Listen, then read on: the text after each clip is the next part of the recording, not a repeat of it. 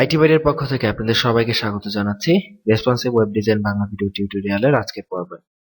আমাদের আজকের পর্বের বিষয় হচ্ছে মেটা ভিউপোর্ট। রেসপন্সিভ ওয়েব ডিজাইনের ক্ষেত্রে অত্যন্ত ইম্পর্ট্যান্ট একটি বিষয় এবং আপনি যদি খুব ভালো কোয়ালিটির ডিজাইনার হতে চান আপনাকে অবশ্যই মেটা ভিউপোর্ট সম্পর্কে বেশ ভালো আইডিয়া থাকতে হবে, কারণ এটা ডিপেন্ড করে আপনার একটি মোবাইল ডিভাইসে আপনার ইউজারকে আপনি কিরকম এক্সপেরিয়েন্স দিবেন। যেমন বিষয়টা আমি যদি আরেকটু ক্লিয়ার করি, আমরা অনেক সময় দেখি আমরা যখন বিভিন্ন ওয়েবসাইট ব্রাউজ করে থাকি ইন্টারনেটে, কিছু কিছু ওয়েবসাইট দেখবেন আপনি চাইলেও জুম করতে পারবেন না। মোবাইলে আপনি যতই টাচ করে চেষ্টা করেন জুম করার, জুম হবে না। কিছু কিছু ওয়েবসাইট দেখবেন খুবই সীমিত জুম হবে, বেশি একটা জুম হবে না। আবার কিছু কিছু ওয়েবসাইট দেখবেন এতটাই জুম হবে যে আপনি যত খুশি তত জুম করতে পারবেন। এই যে জুম করার বিষয়গুলো, আপনার ওয়েবসাইটে আপনি কতটুকু জুম করবেন, কতটুকু আটকে রাখবেন, এবং আপনার ওয়েবসাইটের ডিভাইসের উইডের সাথে আপনার ওয়েবসাইটের উইড এবং ডিভাইসের উইড এটা কিভাবে একজন আরেকজনের সাথে আচরণ করবে, এই যাবতীয় বিষয়গুলা মেটা ভিউপোর্টের মাধ্যমে কন্ট্রোল করা হয়। সো মেটা ভিউপোর্ট সম্পর্কে আপনারা যদি আরো জানতে চান, সিম্পলি গুগলে চলে যাবেন, গিয়ে সার্চ করবেন, আমি স্পেলিং মিস্টেক করেছি, মেটা ভিউপোর্ট এটা লিখে সার্চ করলে W3 স্কুলের সাইট চলে আসবে। এখান থেকে আপনি মেটা ভিউপোর্ট সম্পর্কে জানতে পারবেন যে what is meta viewport. The viewport is the users visible area of A web page. এটা হচ্ছে যে একটা ওয়েব পেজের যতটুকু অংশ ইউজার দেখে ততটুকু অংশ হচ্ছে এই ভিউপোর্ট। সো মেটা ভিউপোর্ট নিয়ে কিভাবে কাজ করতে হয় এখানে ওরা একটি চমৎকার এক্সাম্পল দিয়েছে। এটা জাস্ট একটি সিম্পল মেটা ট্যাগ। আপনারা যারা এসইও শিখেছেন আমাদের টিউটোরিয়াল দেখে তারা অলরেডি মেটা ট্যাগের সাথে পরিচিত। তো মেটা দিয়ে শুধুমাত্র এসইওই করা হয় না, মেটা হচ্ছে মূলত একটা যে কোনো এলিমেন্টের মেটা থাকতে পারে, যে কোনো একটা গানেরও মেটা ইনফরমেশন থাকতে পারে, যে কোনো একটা ভিডিও, যে কোনো একটা ছবি, যে কোনো কিছুর মেটা ইনফরমেশন থাকতে পারে। সো এই মেটা ট্যাগ ব্যবহার করে আমরা এখানে ভিউপোর্টকে কন্ট্রোল করতে পারি। ওরা এখানে অত্যন্ত চমৎকার ভাবে ডিসক্রাইব করেছে, আপনারা এই পেজটি অবশ্যই গুগলে সার্চ করে দেখে নেবেন। তো অত্যন্ত বেসিক লেভেলের যে মেটা ভিউপোর্ট আছে এবং যেটা খুবই কমন এবং স্ট্যান্ডার্ড, সেটা হচ্ছে যে মেটার নেম তো অবশ্যই ভিউপোর্ট থাকবে, কন্টেন্ট হচ্ছে এখানে weed equal to device weed. এখানে আপনি চাইলে 900 পিক্সেল 1000 পিক্সেল ফিক্স করে দিতে পারবেন যে মোবাইল ডিভাইসের জন্য বা আপনার ওয়েবসাইটের ডিভাইসটা ভিউপোর্টের সাথে কিভাবে যাবে। ভিউপোর্টটা হচ্ছে মূলত, আমি আবারও বলতেছি যে আমি ওয়েবসাইটের যে অংশটুকু দেখি সেটা হচ্ছে সেটার ভিউপোর্ট। যেমন আমি এই মুহূর্তে আমি এই ওয়েবসাইটটির এই অংশটুকু দেখতে পারতেছি, এই অংশটুকু হচ্ছে এটার ভিউপোর্ট। এবং আমি যদি এটাকে ছোট করি, দেখুন এটা অবশ্য রেসপন্সিভ ওয়েবসাইট, সো এই জন্য এটা অটোমেটিক্যালি রেসপন্সিভ হয়ে গেল। কিন্তু এটা যদি রেসপন্সিভ না হতো, এটা যদি কেটে যেত, কেটে গেলে আমরা যতটুকু অংশ দেখতে পারতাম সেটা হচ্ছে সেটার viewport area. So weed equal to device wide, এটার মানে হচ্ছে যে অটোমেটিক্যালি আপনার এই পেজটার উইড, আপনার ওয়েবসাইটের উইড, সেটা আপনার ডিভাইসের যে উইড আছে, আপনার মোবাইল ডিভাইস বা কম্পিউটার যেই ডিভাইসে হোক না কেন, সেটার যে উইড আছে অটোমেটিক্যালি সেটার সাথে পেয়ে যাবে, মানে ডিভাইসের উইডটাকে সে ক্যাচ করবে।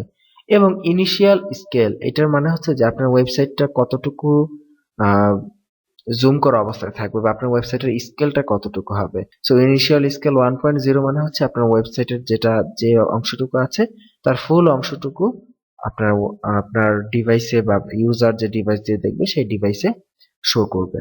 দেখুন এখানে ওরা ডিটেলস বলে দিয়েছে, দা উইড যেটা আছে সেটা হচ্ছে part sets the weight of a page to follow the screen weight of the device। ডিভাইসের স্ক্রিন উইডটা ফলো করার জন্য এখানে এই অ্যাট্রিবিউটটি ব্যবহার করা হয়। এখানে আরো একটি attribute, the initial scale 1.0 part C is the initial zoom level when the page is first loaded by the browser। তার মানে হচ্ছে ইনিশিয়াল স্কেল 1.0, আপনি চাইলে 2.0 ইউজ করতে পারেন, নো প্রবলেম। 2.0 ইউজ করলে যেটা হবে আপনার সাইটটা 2 গুণ জুম হয়ে আসবে। তো এটা আসলে 2 গুণ জুম হয়ে আসলে আপনার পেজটা আপনি কিছু অংশ মোবাইলে দেখতে পারবেন, কিছু অংশ মোবাইলের বাইরে চলে যাবে।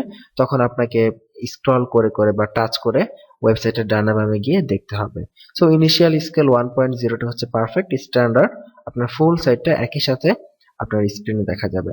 তো এখানে দেখুন ওরা এটাকে আরো বেশি এক্সাম্পল দিয়ে এখানে বুঝিয়ে দিয়েছে, আপনারা চাইলে এক্সাম্পল গুলো দেখে সেখান থেকে আরো পারফেক্টলি বুঝে নিতে পারেন। যাই হোক, সো এটাকে আমরা অবশ্যই আমাদের HTML ফাইলে আমরা আমাদের এই মেটাটাকে প্রতিস্থাপন করব। একদম ফার্স্টেই আমরা মেটাটাকে এখান থেকে কপি করে নিয়ে এখানে বসিয়ে দিলাম। এই হচ্ছে আমাদের মেটা। আমাদের রেসপন্সিভ করার জন্য এটা ইউজ করতে হবে। তো মেটাটাকে আসলে এইভাবে আপনি HTML এ ইউজ করতে পারেন, অথবা CSS এর মধ্যে মেটাকে দেয়া যায়। আপনি মিডিয়া কোয়েরির মতো করে @সাইন দিয়ে মেটাটাকে এখানে ইউজ করা যায়। তো আমরা এটাকে HTML ফাইলের মধ্যেই মেটা ভিউপোর্টকে এখানে ইউজ করে দিলাম। তো এখন হচ্ছে আমাদের যে আইফোন ডিভাইসের জন্য যেগুলার পিক্সেল রেশিও বেশি, সেই ডিভাইসের জন্য এটাকে আমাদেরকে রেসপন্সিভ করতে হবে। আইফোনের জন্য আসলে আমাদের যে আলাদা কোনো CSS ক্রিয়েট করব এমন কোনো বিষয় না।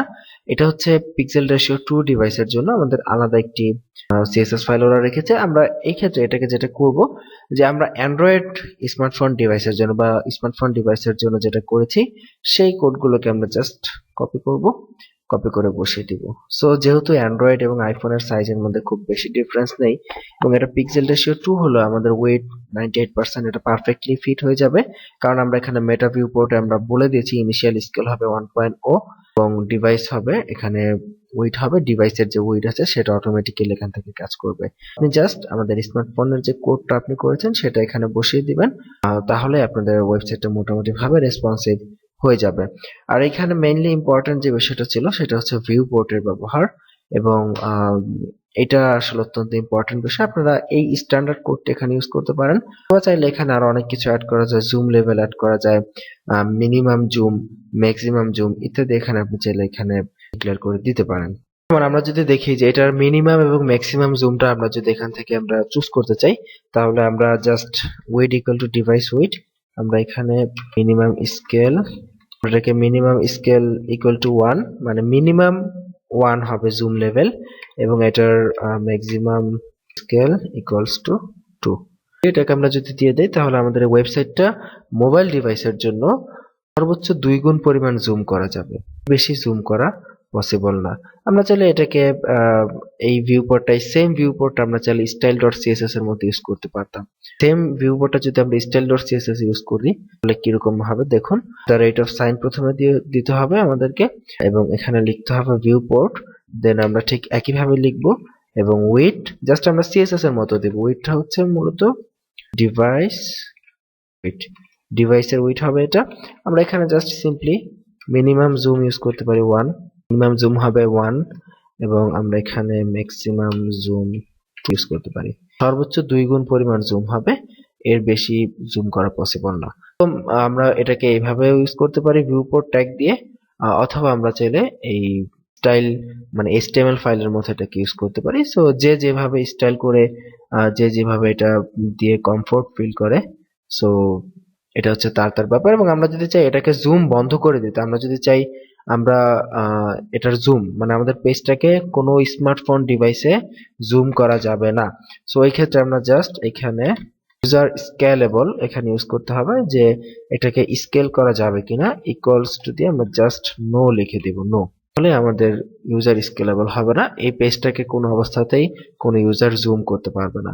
সো এটা সাধারণত সব ওয়েবসাইটের জন্য প্রয়োজন হয় না, আমরা এখানে ইউজ করতেছি না, আমরা এটাকে জাস্ট ইনিশিয়াল স্কেল 1.1 ছিল, আমরা 1.0 এটা এইভাবে রেখে দিচ্ছি। আশা করি আপনারা সবাই ভিউপোর্টের বিষয়টা বুঝতে পেরেছেন। ভিউপোর্ট সম্পর্কে আরো জানার থাকলে অবশ্যই গুগল করবেন। আমরা সবসময় বলি, বারবার বলি, যে আসলে আপনি যখনই কোনো বিষয়ে বুঝতে পারবেন না বা কোথাও কোনো প্রবলেম হবে, চেষ্টা করবেন সেটা গুগলে খুঁজে নিজে নিজে সলভ করার জন্য। অনেকেই আছে যে সামান্য একটু প্রবলেম হলে আমাদেরকে ফোন করে, যার কাছ থেকে শিখেছে তার টিচারকে ফোন করে। এই ক্ষেত্রে আসলে এইভাবে যারা শেখে, এই শেখাটা কিন্তু বেশি দীর্ঘস্থায়ী নাও হতে পারে। সবচাইতে দীর্ঘস্থায়ী শেখা হবে সেটা যেটা আপনি কোনো প্রবলেমে পড়ার পর আপনি যদি সেটা নিজে নিজে সলভ করার চেষ্টা করেন, যে আমি এটা ইন্টারনেট থেকে হেল্প নিয়ে কিভাবে সলভ করতে পারি, এইভাবে সলভ করে যদি আপনি শেখেন, তাহলে এটা আপনার মাথায় পার্মানেন্টলি থাকবে এবং এই শেখা আপনাকে অনেক বেশি হেল্প করবে অন্যান্য যে কোনো শেখার থেকে।